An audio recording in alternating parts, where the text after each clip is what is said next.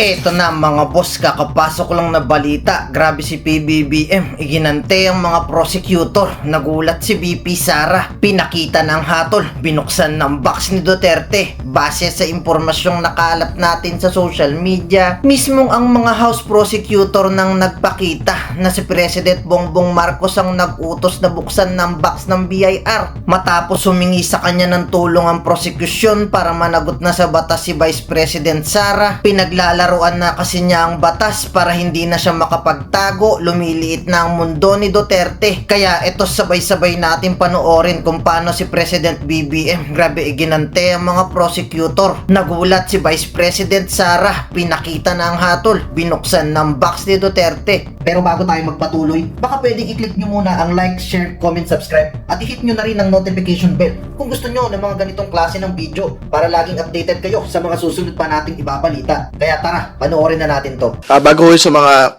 pagbubukas po ng mga tanong, mahalaga po yung update ngayong araw na ito. Lumilit na yung mundo ng atin pong pangalawang Pangulo. Yung pong mga bank records, bank documents ay isa-isa nang isinusumite ngayong araw na ito sa Senado para ho sa Senate Impeachment Court. No? Yun po yung una. Pangalawa, yung pong BIR documents na mag-asawang Duterte Carpio at ang kanila pong mga pamilya ay isinumite na rin sa Senate Impeachment Court.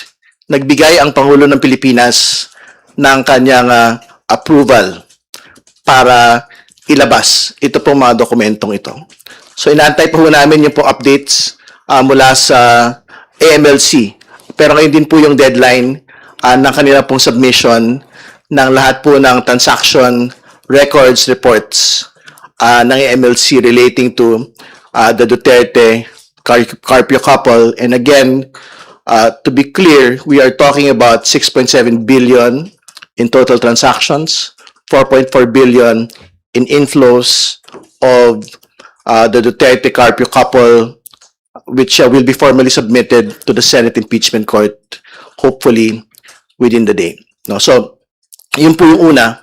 Pangalawa, nabanggit din ho kahapon, yung pong mga naganap sa korte, yung pong discussions po at testimonya ng dalawa pong witnesses. Ang sabi ho nila, in their entirety of their career, ngayon lang ho sila nakakita ng gano'n pong kalaking encashment ng pera. Kaya nga ho nila sinabi na ito po ay unusual, ito po ay kakaiba. No? So, I think very relevant, no? Yung pong ganun pong paglalahad doon po sa tanong kung paano ginamit o gagamitin at that point yung pong bultong perang yon. Kasi I think as far as we're concerned, ang itsura po nun, parang linimas yung pong pera para sa confidential funds. And as we will see in the next course of the proceedings, kung paano actually ginamit po yung pong pondo na ito. Sapagkat sa susunod pong panahon, isasalang na po yung COA. So mapag-uusapan po dito yung pong paraan kung paano po ginamit yung pong 2022 confidential funds, yung paraan paano po ginamit yung 2023 confidential funds, bakit umabot sa notice of disallowance at decision with finality yung 2022 confidential funds at bakit merong ongoing ND yung pong 2023 confidential funds. At malinaw po yung nakita natin from the COA document itself, no? Ginamit ang confidential funds for non-confidential expenses, katulad po ng leadership training at iba pa. No? So, yun po yung mayor na dahilan. Bakit ito pinapasoli sa pangalang Pangulo personal, ito pong 448 million in confidential funds. Yun po yung una. At pangalawa, syempre nakikita din natin doon sa COA report po mismo at doon sa iba pang mga susunod pa hong mga witnesses, katulad po ng NBI at ng pong Philippine Statistics Authority, na ang mga pumirma doon po sa mga acknowledgement receipts ay parang nagmula lang sa isang grupo ng mga tao at hindi ho pinirmahan isa-isa nito pong supposedly nakatanggap dito pong confidential funds na ito. So, yun po muna. At yan po yung basically tinakbo kahapon, ngayon, at yung mga inaasahan ho natin sa mga susunod pa. Sa madaling salita, mayroon pong ipinagkatiwala na pera sa Vice Presidente. Ito ay nawaldas o sa pamamagitan ng encashment. At yun naman po ang naging testimonya ng dalawang land bank managers na ating pong pinresenta kahapon sa impeachment court. Mahalaga po ito dahil kasama ito sa pagpapakita ng pagdaloy ng pera mula sa Treasury patungo sa palad ng Vice Presidente. And in the following weeks, the prosecution will show how VP Sara's handling of these funds will show how of these funds were in complete disregard of her oath of office and betrayal of public trust, which constitutes betrayal of public trust. Sabay-sabay po natin sundan ang money trail dahil ang pagpapaliwanag para sa taong bayan mula po sa kanilang pondo o pera ay hindi dapat magtatapos sa 4 na gym bags. Maraming salamat po and we are ready now to answer your Ang una pong question ay manggagaling po kay Ms. Tina Panganiban Perez ng GMA. Good morning po, Kongs.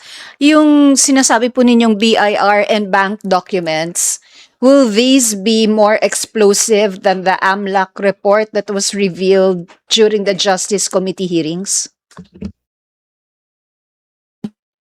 Tingin ko ho, magiging malaki pong piraso ng ebidensya ito. Kasi this will be confirmatory of what we had seen in the Justice Committee hearings relating to the MLC. No? Kasi pagpapakita na ho yung pong bank records nung actual na mga pumasok at lumabas sa accounts ng mag-asawang Duterte Carpio, kung sufficiently reflected po ba ito doon sa una, SALN ng pangalawang Pangulo, tsaka doon po sa mga tax payments ng mag-asawang Duterte Carpio. Doon makikita din ho natin kung within the period ng 2019 to 2024, meron bang aktual na perang pumasok o lumabas dito po sa mga bank accounts na ito, sapagkat yung pong SALN ng 2019 to 2024, wala pong line item doon na cash in bank. At basically, kung wala akong cash in bank doon sa mga SALN items na yon, at may nakita ho tayong perang pumasok, perang lumabas, ang tanong ho natin ngayon, ba't hindi po ito nakalista bilang line item sa kanya pong SALN? Dahil babalik po tayo doon sa basic premise kung bakit po na-convict si former Chief Justice Renato Corona. SALN violations po ito, non-declaration ng mga particular na mga pag-aari doon po sa kanya pong SALN. So the same standard should apply to the Vice President on this particular non-declaration of SALN line items. idadagdag ko lang po, no? Pagdating po sa mga pieces of evidence, may kanya-kanyang storya po yan. Kaya nga po, kung ikukumpara po natin kung ano po yung mas matimbang sa mga lahat na ipapresenta ng House Prosecution Panel, ang masasabi po namin sa ating mga taong bayan ay ito po yung kabuuan na litrato o larawan kung paano po yung mga sinasabing allegation of misuse of public funds na napapaayon doon sa Article 1 ay mabigyang eksplanasyon at mabigyang kasagutan. Hindi lang po ang korte pero ang ating taong bayan. Ibabangga po natin ito as what Congressman Terry Ridon said earlier, na ibabangga po natin ito sa mga other ebidensya para matahi po at mabigyan po ng kaliwanagan ng ating taong bayan. Dahil ang una-una po talaga nating gustong malaman dito sa Article 1 na ito ay pagpapaliwanag. Kung ayaw po magpaliwanag ni Vice Presidente, diretso po mula sa kanya, mukhang ang ebidensya ang dapat magpaliwanag at yun po ang susundan po natin. Ang paliwanag dahil ang ebidensya ay hindi po yan magsisinungaling. Okay po, salamat. The next question will be Wait, from... meron pa ako, Jake. Okay, sige po. Sir, would you like to react to what the president said yesterday? I will quote her. I have a husband. My husband has a mistress. I can hire a gunman for 5,000 pesos to kill the mistress. That is how, for 5,000 pesos, that is how bad gun violence in the Philippines is. And that is, again, yes, EJK. So how can you say that all your listed victims, all your listed complainants are supposed victims of the drug war? It can be that it is a crime against passion. It can be murder because of a third party in a relationship. It can be plain hold up. So how can they say now that all the victims that all the victims there are victims of the drug war that is supposed to be a crime against humanity? I do not want to consider or even think that our vice president seems to have a mastery over this kind of issues, no? Ayaw ko sanang tanggapin ng ating vice presidente ay mukhang meron siyang mga mastery doon sa patayan sa kalsada, no? Pagdating sa kaharasan, violence, I do not want to consider her having this knowledge and this mastery. Pero the opposite speaks otherwise. Siya po mismo ang naglalatag. Ang unang katanungan po ng ating taong bayan, paano po niya ito nalalaman to a point na detalyado ang kanyang pag-i-illustrate, no? But then again, these cases, this issue on peace and order, talagang ano po yan, talagang meron po talagang legitimacy yan. At meron po talagang ginagawa ang ating ahensya, ang kapulisan, para po sugpuin ang ganitong violence. But, you know, coming from the Vice President herself, hindi ho maalis sa taong bayan ang kanilang katanungan, no? Again, considering that we just concluded the Article 4, which is grave threat, ito'y nagpapatunay na lamang na pagdating sa mga pagbanta o pangyayaring karahasan sa kalsada ay mukhang meron po siyang kaalaman dito. Well, again, with respect, I think the Vice President has a violent mind. Hindi ba? She's being prosecuted today on threats. The last thing I think any person being investigated on threats to do would be to talk about threats, no? At yun exactly yung pinag-usapan na naman po niyang muli. Yung pong contracting a killer for 5,000. And the question is being asked of her. Ito ho ba yung presyo na iginawad ng ating pong pangalang Pangulo nung siya po ay nagbanta laban sa Pangulo at sa kanya pong pamilya? Is the price of the life of the President 5,000 pesos only? Hindi ba? Yan ho ba yung exact mechanism kung paano ho niya yan ginawa nung nagbanta siya sa Pangulo at sa kanya pong pamilya? Yun po yung una. Pero pangalawa, speaking entirely on gun violence and EJ case, alam po ninyo, very documented po yung laman nung pong complaint, asunto laban sa dating Pangulong Rodrigo Duterte. Hindi po yan dahil may mga nag-away lang pong mag-asawa. Yung po mga namatay po doon, namatay dahil nanlaban sila supposedly sa mga law enforcement na nag-implement po ng Duterte drug war. Hindi ho mababaw yung dahilan kung bakit ho siya nakakulong ngayon sa dahig. No? So, hindi ho natin papayagan na pababawin ng atin pong pangalang Pangulo yung pong pagkakamatay ng napakaraming mga Pilipino dito po sa Duterte drug war. Dagdag ko lang po, if she's really that confident about the information that she has, na 5,000 yung ibinibigay doon sa mga hitman, at the very least, the people expects her to share this information to our local investigative agencies or the police at the very least. Kung meron po siyang ganito, mga impormasyon. Para po, kung yun naman po yung intention niya talaga, para masulba itong mga ganitong klaseng pangyayari sa kalsada, bilang Vice President, she does not really need to be an ally of any administration for that matter. Her office, being a public office, demands that she at least shares this information if that is what she intends to prove na para mawala itong ganitong klaseng karahasan ito sa kalsada ng nangyayari. Thank you po. The next question will be fielded by Sir Haji Camino Brigada. Good morning po. To follow up lang po dun sa gunman, although naka-move on na po dun sa Article 4 yung prosecution. Pero hindi po ba nito, kumbaga, hindi po ba kayo nangihinayang na na-withdraw yung witness doon sa firearms para lang po sana, kumbaga, madugtungan pa yung issue doon sa kakayahan na humawak ng baril, kakayahan po na mag-resort to violence, etc. At saka ina-affirm po ba nun yung inyong stand patungkol doon sa threats against the president nga po? Well, as far as we're concerned naman, sapat na eh. Tapos na po yung presentation po namin ng evidence on threats, no?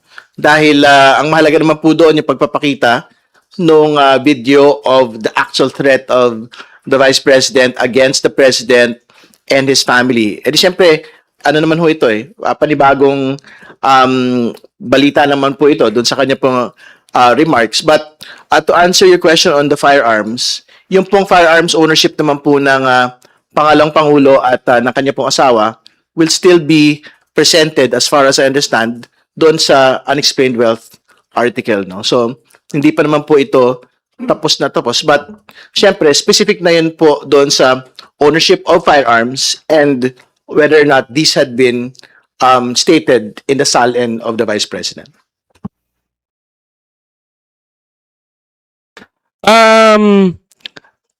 Yung pagpunta po niya dun sa rally sa Dahig nga po, tapos binitawan po niya yung salitang yon. Sa palagay po ninyo, hindi ba siya makakaapekto sa vice presidente? Syempre po, hindi siya umaattend nga po sa impeachment trial, tapos may mga ganon pong controversial na mga statements po ang vice presidente. Well, una, I think nagrarally lang siya ng support talaga eh. That's how we see it.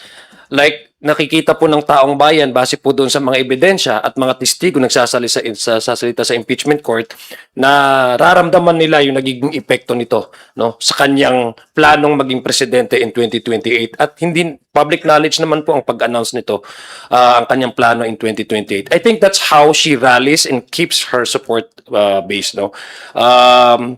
Kaya nga na nakikita natin na itong ginagawa ng Vice Presidente ay nagiging nagiging kampanya na siya in a way, no? Para ma-determine at saka ma-maintain niya yung sinasabi niyang suporta sa kanyang mga nakukuhang mga grupo, no? Pangalawa din, kaya parati natin sinasabi na mas maganda, halimbawa, na marinig din natin straight from the Vice President itong mga denial na ito. Kung ano man yung mga aligasyon pinipresenta ng House Prosecution Panel, paniwanag mula sa kanya. Pero ang naririnig natin is naririnig natin at nakikita natin ay umiiwas siya sa impeachment trial pero doon siya pupunta sa kanyang comfort zone, no? Kasi palagay namin, this does not reflect again the position of the House Prosecution Panel. Ang aking palagay ay she is now working towards her ambition to become the next president. Which, by the way, makikita naman ng taong bayan sa ating impeachment trial kung talagang worthy siya to be our next leader. Considering that there are a lot of charges that she faced, no, questioning her conduct and her fitness to even continue serving as the second highest official in the land. Last na lang po. So, kung Terry, yung binabanggit ninyo na it cannot bury the trail nga po dun sa 612.5. So, you think sinasadya po ng Vice Presidente na magbitaw ng mga, well, let's say, controversial na mga soundbites or pahayag para po mapagtakpan yung mga issue na pinag-uusapan po sa impeachment trial at ngayon nga po nasa confidential funds? Well, hindi rin naman kasi in as much as what she states will generate news. Ito po naman malaking balita rin po itong mga revelations in the course of the Senate impeachment trial kasi katulad ng sabi ko sa inyo, hindi na po ito House Justice Committee proceedings lang. Hindi lang po ito press conference lang.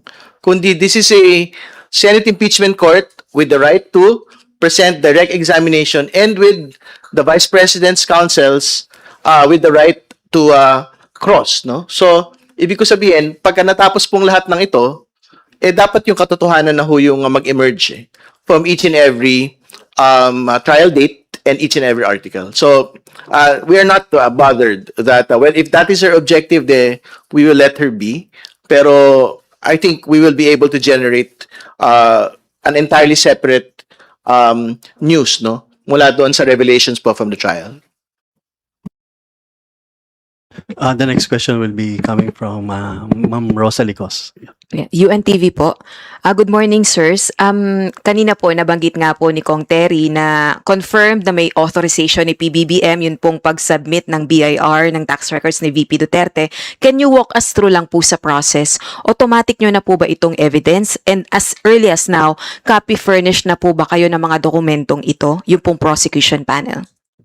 Ang understanding po namin, as soon as it is submitted to the Senate Impeachment Court, the court will receive copies, and both parties, the prosecution and the defense, will receive copies of all of the documents, not just the BRR documents. No? So, when we get to unexplained wealth, syempre, in the same manner that we had been deciding on yung presentation of witnesses, no? So, it will be on a week-to-week, day-to-day basis. No? So, kung nasapatan na kami, doon po sa mga na-present ng mga witnesses, documents previously, we don't have to present everything else doon sa mga nakatabi pa hong mga witnesses. Pero at the moment, syempre, because yung po unexplained wealth is still an open and a live article, lahat po ng mga dokumento will remain relevant and will still be subject to yung pong pagsasampa po namin sa witness stand ng pong mga relevant personalities.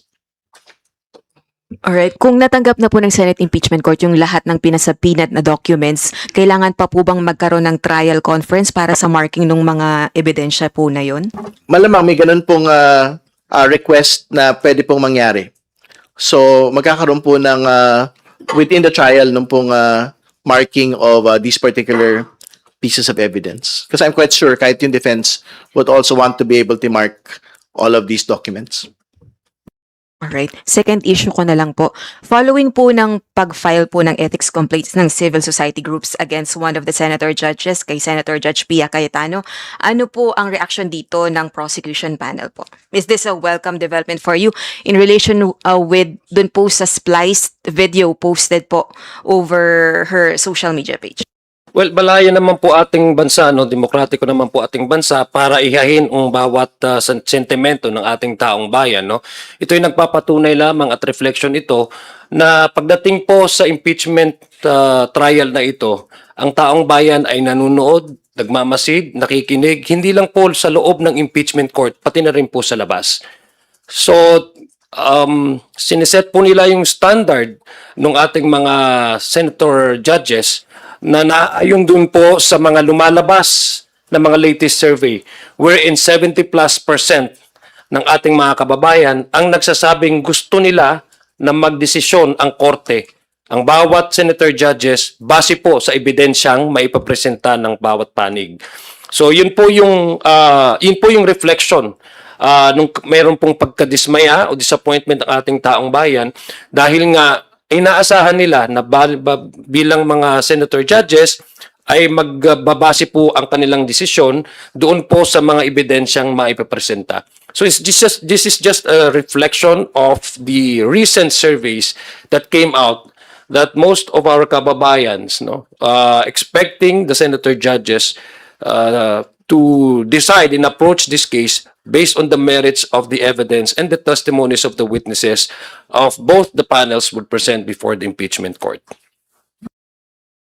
Pero sa inyo po ba ay enough na po yun dun po sa ginawa ng senator judge? Satisfied na po kayo doon na meron pong nag-file ng ethics complaint? Hindi ho ba gagawa po ng susunod na hakbang ang prosecution panel regarding po dito sa actuation po na ito? It's not even the question of being satisfied, it's the question of how the public maintains and respects the integrity of the impeachment court by making sure that all sitting senator judges in the court would display a certain degree, at the very least, of impartiality that is also compliant with the Senate rules on impeachment na lahat po ng mga senador should also maintain their impartiality and to open to all evidences that would be presented by both panels. A last follow-up na lang po on the issue. Kasi po yung Senate Impeachment Court spokesperson po, ang nabanggit niya po, hindi po ma-actionan ng Senate Impeachment Court kung wala naman pong manifestation from either party regarding po dito sa issue nga po na ito na spliced video. Well, we will again. This is an ongoing discussion, and we still haven't reached the decision. The House Prosecution Panel hasn't reached a final decision in relation to this specific concern. Thank you. Thank you. The next question will be from Sir Lance. Hello po, good morning. One clarification lang po kay Kong Terry. Sabi niyo po kasi ganyan nagbigay na po ng approval ang Pangulo ng Pilipinas for the BIR documents. Clarification lang, sir. If you just know, may written authority po ba yung presidente mismo to the BIR? Kasi as I understand, tama po ba? Correct me if I'm wrong. The BIR commissioner can just respect the subpoena and actually submit the documents to the court. So, did he actually seek a written authority from the president? No, to be clear, no, yung pong BIR commissioner will have to get the approval from the president, no. So I'm not quite certain whether it's an oral approval or a written approval, no. Pero better to ask the BIR commissioner. But as far as we know, because they had complied and submitted the tax documents, nakuha po nila yung approval from the president, no? So, Okay. pero I'm quite certain meron po yung written approval from the president himself. Okay, sir. So, as to the details kung kailan niya po ito nakuhang approval na to, hindi pa po alam ito ng prosecution sa ngayon. I think better po na yung BIR kasi sila naman yung nag-comply with the subpoena itself. Okay po. Thank you, sir. We recognize Ma'am Vivian Gula. Follow up lang po dun sa procedure ng disclosure nitong mga isinabina ng mga documents. Kasi dun sa ruling ni presiding officer, sinabi niya na the issuance of a subpoena is merely a preliminary procedural step and does not by itself authorize the disclosure, inspection, or admission of the requested tax records into evidence. If you can walk us through lang po kung ano na yung magiging procedure kung paano po ito madidisclose sa public. Well, again, syempre ultimately, yung po nga prosecution will have to submit it in evidence, no? When we get to unexplained wealth, no? So, syempre, I'm quite certain the defense will try to object to the submission of these documents, BIR, AMLC, bank records, in evidence, no? So, the presiding officer or the court will have to decide on the day that it will be submitted in evidence on whether or not ipapasok or papapasukin yung pong mga ebidensya po na ito. So ultimately, yun po yung during the testimony proper ng pong mga relevant personalities. Pero syempre, magkakaroon din po kasi ng offer of evidence sa dulo. So dun, sa dulo pong yun ay sigurado po kami, the defense will, of course, try to object to it also. No? So, sa dulo-dulo ho, yung pong impeachment court, yung pong magpapasya. Are you optimistic? I think we have a high optimism on all of it, lalo't higit. Nagpaliwanag naman po yung pong Senate Impeachment Court as to why these documents are being subpoenaed. Sinabi ho nila there is no basis to state confidentiality on BIR and AMLC documents. And on the bank records, very clear naman po na exception po ito to the Bank Secrecy Law. So, I'm quite certain there is no reason for the Senate Impeachment Court to actually object to the admission of all of these evidence during the course of the trial. And if you would have info lang din po on how soon can the prosecution get copies of it? Kasi parang may announcement din in the past, diba, si presiding officer na ipaprocess muna ng Senate Impeachment Court kung may mga maselang impormasyon na hindi dapat maibaba. Ang understanding ko po, today and in the next couple of days, the court itself will look into the documents that have been submitted, but as soon as it is available, it will be given to the prosecution. No, so antayin lang ho namin. Darating naman po yung araw na yun na makikita po namin yung mga dokumento themselves. All right, maraming pong salamat. Do we have other questions? All right. Ay, kayo na lang. Sige, ma'am. Kung nasa Senate na po ano yung mga records kasama yung BIR na alam naman po natin na kailangan ng permission ng Pangulo para ano ba ito napatunayan lamang may hands ang Malacanang dito o especially ang Pangulo dito sa impeachment against Vice President Sara Duterte? Think wala naman ho. Dahil ministerial request naman po ito mula po sa Pangulo. So, ibig sabihin, irrespective of whoever it is, no? So, whether it is any other impeachable official, I think the President will still give his consent, no, towards the opening of the BIR documents, lalo tigit if it will further the cause of accountability and further the cause of justice. No? So, tingin ko wala pong dahilan para sabihin na meron pong kamay ang atin pong Pangulo sa bagay po na ito. Ako para po sa akin, it does not matter kung sino po yung nag-request nito at matters is nandyan po yung mga ebidensya. Kasi kung tunay po na maayos ang paggamit ng pondo na ito, ba't ho matatakot yung kabilang panig? No? Kung ang kanila pong posisyon ay wala po silang nilabag na batas o polisiya at wala dapat silang pananagutan, dapat nga po mas i-welcome nila itong ganitong paraan. Kasi dito po mabubuksan yung tunay na nangyari at kung talagang posisyon nila is wala silang ginawang labag sa batas, ay hindi ho sila matatakot dito. So, wala na pong questions? Alright, so, I suppose, okay, apo, alright. So, Maraming salamat sa inyo lahat. Assalamualaikum warahmatullahi taala wabarakatuh. Ano lang. Sir, naalala po ninyo nung Justice Committee hearing, Kong Ridon, you were the one who said, yung paglabas nga po nung second ND, Notice of Disallowance, 375, pinababalik, in addition pa dun sa with finality na 72.3. Doon nyo po sinabi na nakikita po dito lalo, pinalalakas yung second ND, yung inyong claim nga, nung may pattern of a misuse ng confidential funds that will rise to a level of a betrayal of public trust dito laban kay VP Sara. Gaano po kalakas itong mga iuupo niyong testigo, yung mga findings nila sa susunod na linggo? Malakas po yun dahil it will be the COA-ICFAO once again who will state na ano po yung mga detalye nito pong mga adverse findings, nito pong confidential funds use ng atin pong pangalang Pangulo at bakit umabot na 448 billion na po yung ipinapasoli. Kung saan yung pong pauna ay with finality at the level of the COA and bank at ito po yung ND ay unless appealed will be also immediately implementable against the Vice President. So ano ho yan? The COA auditors there will detail how the funds had been used, no?